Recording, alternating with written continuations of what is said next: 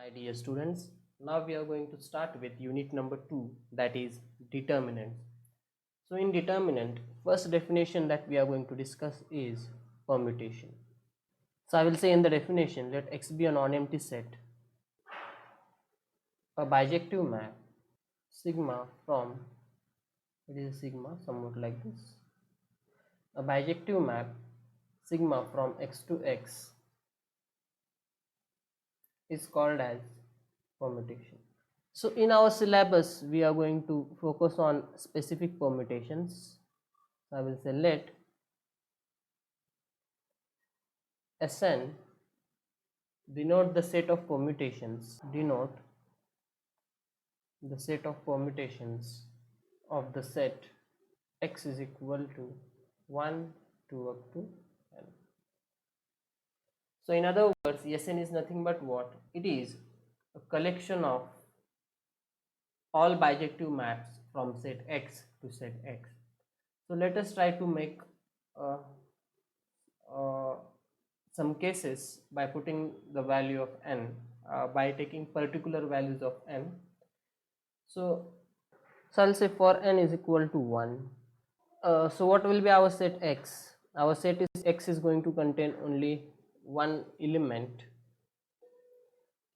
So what will be bijective maps from this set X to X?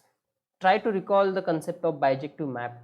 So I am going to go for this notation. In the top I am going to write the elements of domain, and over here I am going to write the images of that. So over here we are thinking of what?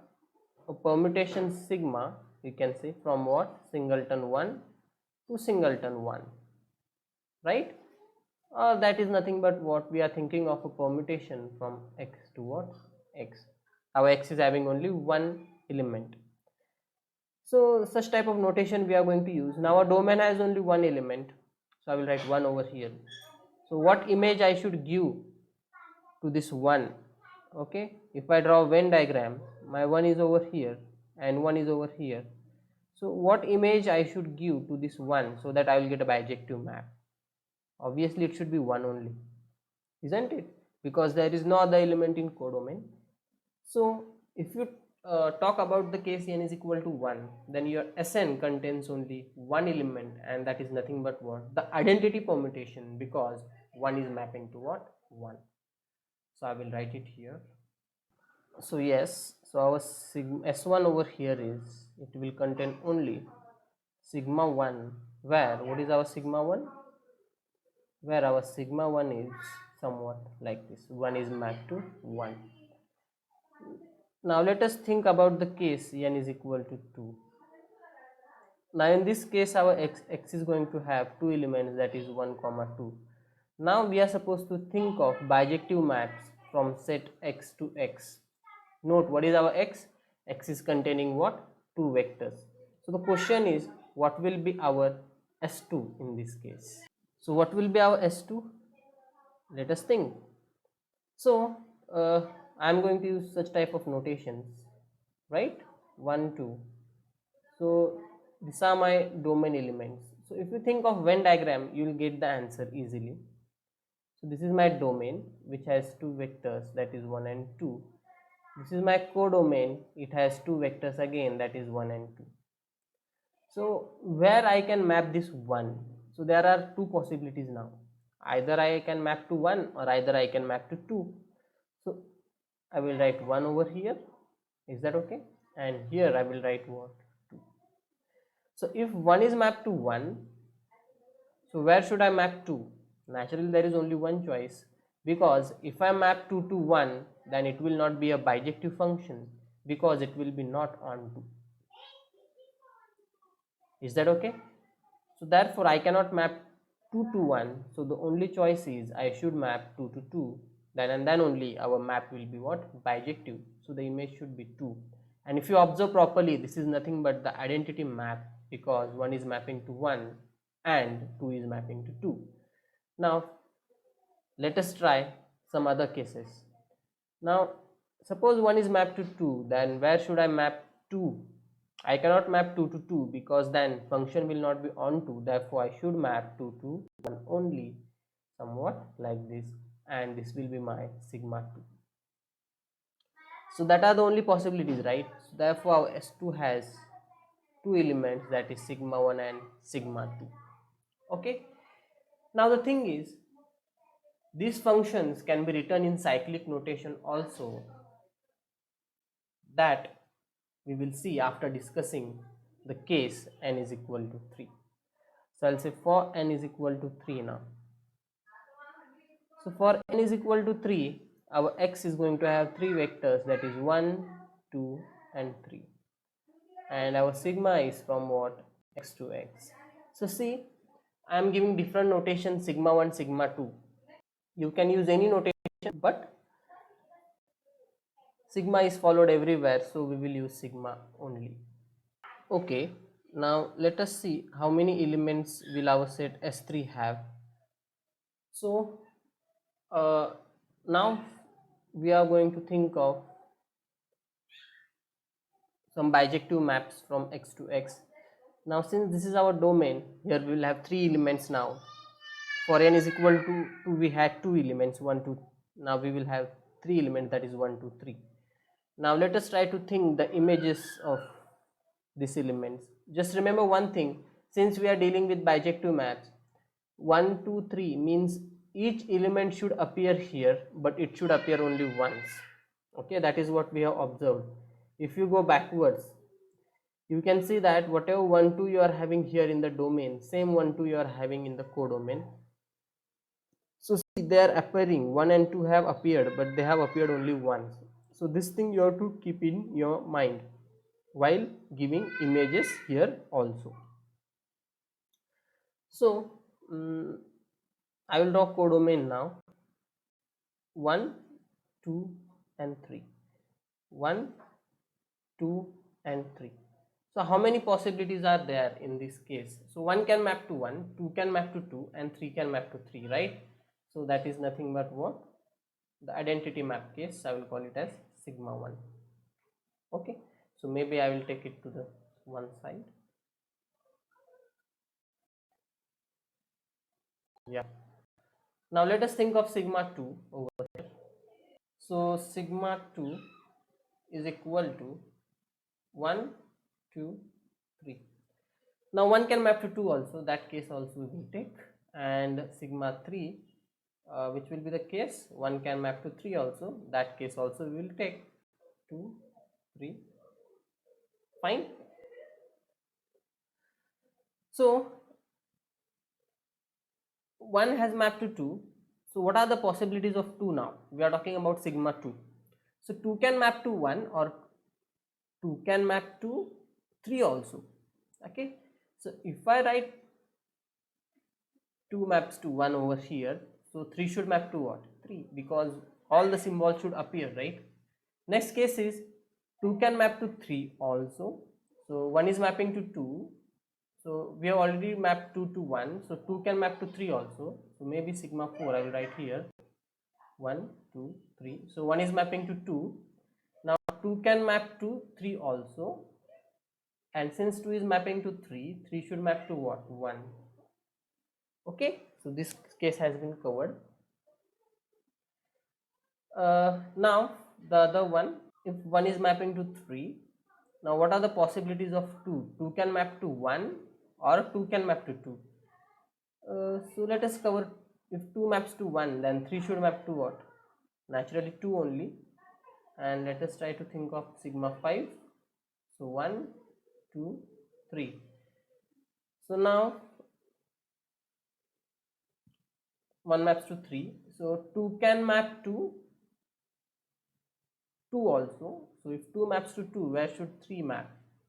So if 2 is mapping to 2, 3 should map to what? 1. This is the case. So are all the cases covered? Yes, one more is left where I can have, okay, I will write it here, the sigma 6 1.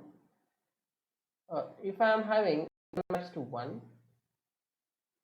now here 2 has been mapped to 2, but if I map 2 to 3, then what? Right? So 1 is mapping to 1. So 2 can map to 2, or 2 can map to 3 also, right? So 2 can map to 2, or 2 can map to 3 also. So 2 maps to 2 case is covered over here, but 2 maps to 3 case was missing. So here I have taken it. So these are the 6 elements. In fact, you can guess the formula now. So for n is equal to 1, you get only one element in S1. For n is equal to 2, you get 2 elements. For n is equal to 3, you get 6 elements. So what should be the formula? So for n is equal to 4, how many elements will get in S4? It will be 4 factorial. Are you able to say it? 1 factorial, 2 factorial, 3 factorial is 6, 4 factorial will be 24. But we will see that case later on. So I will write down the elements: sigma 1, sigma 2, sigma 3, sigma 4, sigma 5, and sigma. Now what we can do is, we can write each of this permutation. Now over here, this sigma 1 is called as permutation on one symbol. Over here, this sigma 1 and sigma 2 are called as permutations on two symbols. And in the last example, this sigma 1 up to sigma 6 are called as permutations on three symbols. So what we can do is, we can write them in cyclic form. So see how we can write it. Talking about this first one, so now over here 1 maps to 1 is there, so there is nothing special. This is only the cyclic form of this permutation. Now coming back here, so the cyclic form over here is 1 is mapping to 1, so cycle closed. 2 is mapping to 2, so cycle closed. So this is the cyclic form. Coming back to sigma 2, 1 is mapping to what? 1 is mapping to 2, so 1 maps to 2 is there, and 2 maps to 1 is there again, so cycle closed. So this is the cyclic form of sigma 2 over here. So what will be the cyclic form of sigma 1 in this case? So in this case, the cyclic form of sigma 1 is 1 maps to 1 is there, closed, cycle closed zali na. 2 maps to 2 is there, cycle is closed. 3 maps to 3 is there, cycle is closed. What about over here? 1 is mapping to 1, so cycle is closed. Now 2 is mapping to 3, so cycle is not closed yet. So 2 is mapping to 3, but 3 is mapping to what? 2, so cycle is closed. So you should think of a cycle. Okay, so over here you are having some 1, over here you are having some 2, and over here you are having some 3. So the meaning is, if 1 is mapping to 2, you will have such kind of thing. Now 2 is mapping to 3, so just try to focus on this. So therefore it is called as cyclic notation. Try to focus on sigma 4. 1 is mapping to 2, 2 is mapping to 3, and 3 is mapping to what? 1 again, right, in sigma 4. Therefore this is called as cyclic notation. But it may happen that 1 may map to 1, so your cycle is having only one element. So 1 is mapping to 1 and your whole cycle is completed, right? So this brackets indicates that your cycle has been completed. Okay, so talking about this sigma 6, you can see that 1 is mapping to 1, so there is only one cycle for one element. Now try to think of two element. Now if you think of 2 is mapping to what? 2 is mapping to 3, and 3 is mapping to what? 2. So cycle is complete, isn't it? So therefore we are having such type of notations. Now what about the cyclic form of sigma 2? So first of all, you think of 1. Okay, so 1 is mapping to what? 1 is mapping to 2. Now 2 is mapping to 1, so cycle is closed. Now we will think of the missing element, that is 3. So 3 is mapping to what? 3, so therefore the cycle closed. Now we will think of sigma 4. So 1 is mapping to what? 1 is mapping to 2. So does 2 maps to 1? No, so we cannot close the cycle here only. But 2 is mapping to what? 3. See this, 1 is mapping to 2, right? And 2 is mapping to what? 3. Now 3 maps to what? 1. So therefore cycle is closed. Okay, so the meaning of this is 1, 2, 3. Meaning is 1 is mapping to 2, 2 is mapping to 3, so image of 2 is 3, and 3 is mapping to what again? 1. Okay, so therefore this is nothing but what? Sigma 4. I hope you are getting my point. Now let us think of the sigma 3 and sigma 5. So talking about sigma 3, so 1 is mapping to what? 3. 3 is mapping to what? 2, and 2 is mapping to what? 1 again. So cycle closed. So whenever you are given with some cycle, always you should be able to write the corresponding permutation.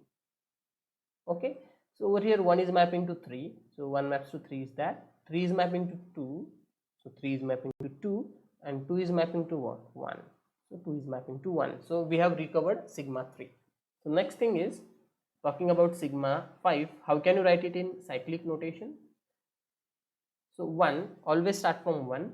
So 1 is mapping to what? 3, right? You can see 1 is mapping to 3. 3 is mapping to 1, so cycle closed. Now next, which is the missing element? 2. We will start with 2. So 2 maps to what? 2, isn't it? So this is regarding what? The cyclic form. So this is simply the introduction of permutation concept. So we will study this concept with some more examples in next class, and then we will go for the definition of determinant. Thank you.